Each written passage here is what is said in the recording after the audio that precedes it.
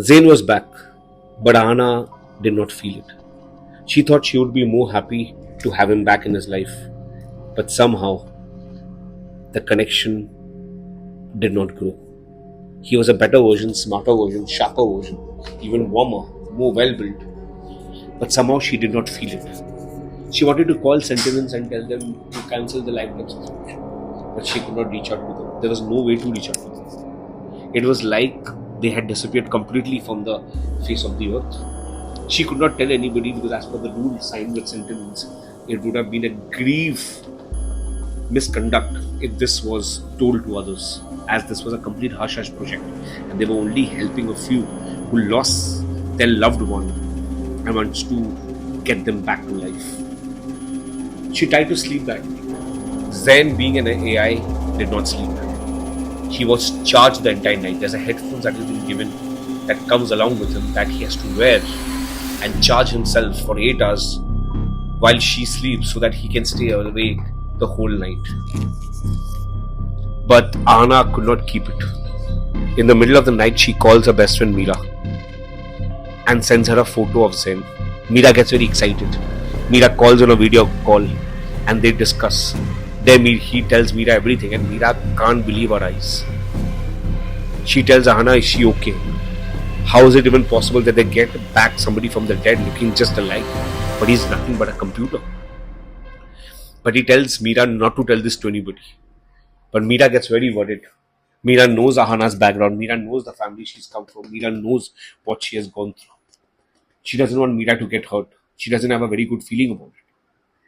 She tells her to fall asleep and she will talk to her next day. Calls her to the coffee shop next day. You leave the house, pretends to work, and let's discuss and find a way out. We have to get him back. Anna cancels the phone and tries to sleep. When she gets up next morning, Zen is not there. She gets even more scared. She starts looking for him here and there. There's no phone on Zen, so she can't call anyone. She gets worried. Her heart is palpitating, but there's no sign of Zen. At 10:30, 11, he comes back, smiling. There's a slight bruise on his side, but he doesn't say anything. He comes home and hugs Ahana. Well, I'm back. Were you missing me? And he has a smirk on his face. Ahana tries asking, where did you go? Why did you go? You're not supposed to move. Then there's a little irritation on Zen's face. Don't tell me what to do. It is my life. I do what I want to. And Ahana gets very scared. And he holds Ahana's arm with a lot of anger and tries to twist it. She gets very scared and almost panics. This version of Zain is worse than that. That version didn't get physical, this one gets physical. And he loses his shit more than often. And he goes to his room. Ahana gets a call from Meera's mother, howling on the phone that Meera had died this early morning on her way to Pavna Lake. She's crestfallen. Her heart breaks. How did this happen? She rushes out of the house. As she gets ready, Zen blocks her. Where are you going? You can't leave me like this. You need to tell me where you're going. She screams at Zen, this is my friend who is dead. She deserved it. She pushes Zen and she gets out of the house. But that thing that Zen says stays on her mind. Why did she say she deserved it? As she reaches Meera's house, she sees a lot of police around the house, inside the house. And she comes to know through a CCTV camera that Meera was out and a car crashes. The question is, what was she doing at Pavna Lake? Why had she gone to Pavna Lake early in the morning? Who did it? Nobody knows. Apparently she had a bike came and crashed in the car and the car crashed on the side. Somehow Anna had a feeling that it was Zen. It was Zen who had done this. But why? Did he hear our conversation last night? Does he know that I had been discussing this with Meera? She gets very scared. She hardly stays in Meera's house and she goes back to her home. When she goes back, she gets scared to enter the house. She's worried. Now what is going to happen to her? She tries to go to her parents' house, but she's like, no.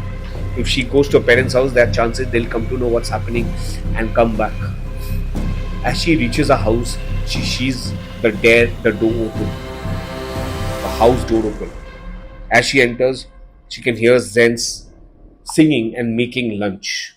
Hey, Anna, see what I'm making. Lunch. Anna is worried. She's trembling with fear.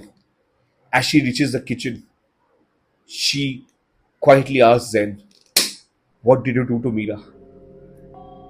Zen has a smoke on the face, looks at Anna, said, you should have not lied to me. Or be honest to me. I told you so many times you cannot break a rule. See, you lost a friend. But why her? Anna shouts. Why her? What has she done to you? You couldn't have killed her. You could have spoken to me. Shut up! Zen shouts as he throws the pan on Anna's face. The hot water almost hits her face, but gets on her hand and burns it. Anna screams as she falls on the floor. Zen is angry. His eyes, he's trembling with anger. He gets at Anna, holds her and picks her up. Don't dare double cross me. You should be loving me. You should be happy. How dare you tell her? You think I don't care? You think I don't understand what you're doing? I can keep track of every move of yours. Don't you dare do this to me ever again. And he leaves Anna. Then suddenly he turns and smiles again, singing songs. Lunch is ready. Your favorite dal, rice and bhindi. Let's have lunch, baby. And gives her a small kiss on her forehead as he goes to lay the table. Anna is shocked. She cries. She doesn't know where to go. She sits in the lunch table, eats the lunch. The lunch apparently is very well made. Of course, he's AI, so he has all the recipes inside him. She eats the lunch, pretends to be calm. Ahan plays with her hair, holds her hand, and pretends nothing has happened. After having lunch, he tells her, I'm just going to the room to watch our match. Don't dare move from here. Let me know where you're going. Or else what happened to your friend will happen to anybody you decide to share this with. Anna had to find a way out. This is not the guy she wanted. Sentinence had tricked her. Sentinence was evil. Sentinence made her life worse. He was more toxic and evil than Zen ever was, and she had to escape.